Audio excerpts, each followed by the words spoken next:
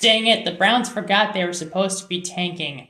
Now they have to actually try to lose games to try to get the top overall pick. Who cares? They beat the Raptors, so it's okay. The Cleveland Browns win 29-24 over the Baltimore Ravens. And hey, you see this, Baltimore? It's called an L. Let me hold this up real close to you. Should be used to it, because you can't spell your city's name without it. Let's go! And let me tell you, what a shocker. And I truly mean it. You mean to tell me when Latson is not in at quarterback, and we got somebody who can actually function with the football as our quarterback instead, we do kind of well? I got stats to prove it too. I have here, on my handy-dandy computer that you all cannot see, Latson's passing yards for every game in which he started and completed the game. I'm just going to rattle these off for you. 169, 186, 196, 176, 125, oof Maroon, 168. In the 6 games this season in which Latson started and finished the game, he did not hit 200 yards in any of his games. That is horrible. Ew, boo, gross, and yuckity yuckity yuck. Jameis Winston today threw for 334 yards.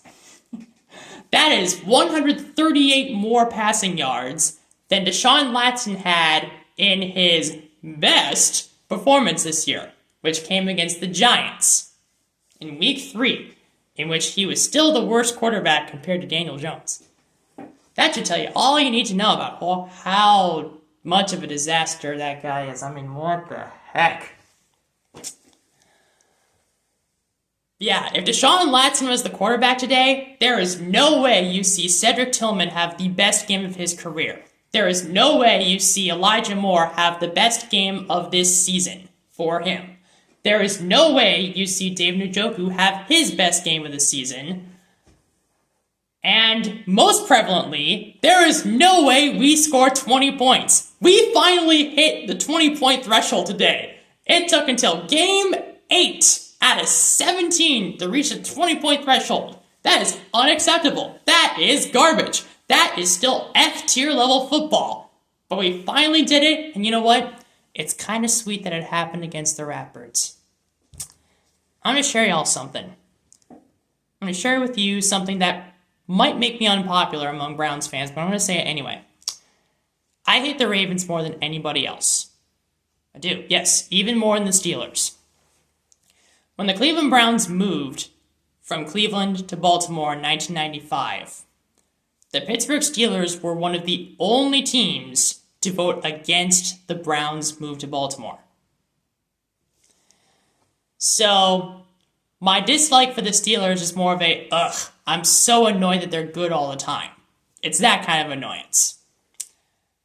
My hatred for the Ravens is a bit more legitimate, because they took away everything from us and gave us nothing back.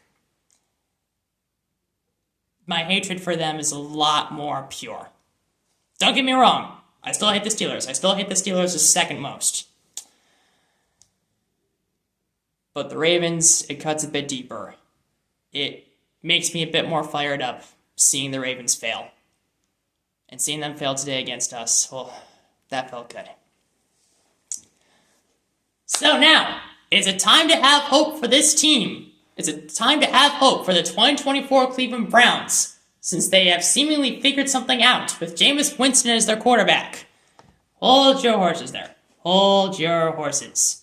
Yes, Jameis Winston was very good today, except for that fumble at the end of the first half. Don't do that again, please. But apart from that, Jameis Winston was phenomenal today. It's one game.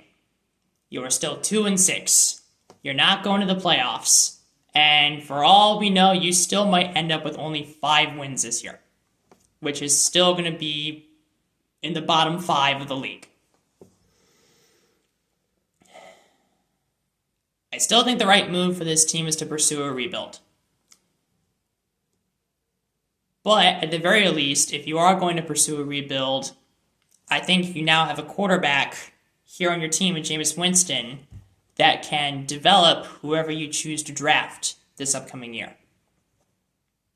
So at least you got that. There's a little bit more hope for us beyond this season. So honestly, I think the mission for 2024 is to continue tanking. But maybe with Jameis Winston as a quarterback and as a potential voice of reason on our team, we can be something in the future.